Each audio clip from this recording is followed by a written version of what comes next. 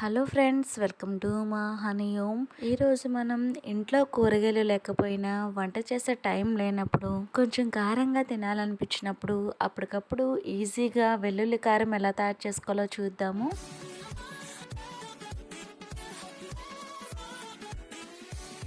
వెల్లుల్లి కారం తయారీకి ముందుగా చిన్న మిక్సీ జార్ తీసుకొని అందులో 1 టీ స్పూన్ జీలకర్ర వేసుకోవాలి. తర్వాత పొట్టు తీసిన వెల్లుల్లిపాయలు 15 లేదా 20 వరకు వేసుకోవచ్చు. నెక్స్ట్ ఇందులోనే 2 టేబుల్ స్పూన్ల కారం వేసుకోవాలి. నేను ఇక్కడ మసాలా కారం వేస్తున్నాను, అందుకని తక్కువగా వేసుకున్నాను. కారాన్ని ఘాటు బట్టి వేసుకోండి. అలానే రుచికి సరిపడా ఉప్పు వేసుకొని మూత పెట్టి మరీ మెత్తగా కాకుండా కొంచెం పలుకుగా మిక్సీ వేసుకోవాలి. ఈ విధంగా మిక్సీ పట్టించుకొని ఏదైనా ఒక గిన్నెలోకి తీసుకొని ఈ వెల్లుల్లి కారాన్ని తాలింపు పెట్టుకుంటే చాలా టేస్టీగా ఉంటుంది. తినే కొద్దీ తినాలనిపిస్తుంది. 1 టీ స్పూన్ నూనె వేసుకొని అందులో ఆవాలు, శనగపప్పు, మినపప్పు వేసుకొని అలానే కొంచెం కరివేపాకు వేసుకొని తాలింపు ఫ్రై అయిపోయిన తర్వాత మిక్సీ వేసుకున్న వెల్లుల్లి కారాన్ని వేసుకొని నూనెలో 1 నిమిషం పాటు ఫ్రై చేసుకోవాలి.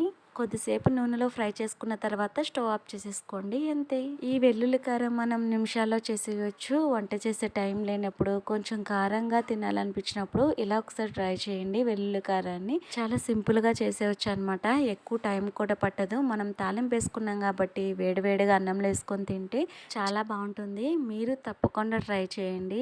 ఈ వీడియో మీకు నచ్చినట్లయితే మాత్రం లైక్ చేయడం మాత్రం మర్చిపోకండి. షేర్ చేయండి. మరిన్ని ఈజీ రెసిపీస్ కోసం సబ్స్క్రైబ్ చేయండి.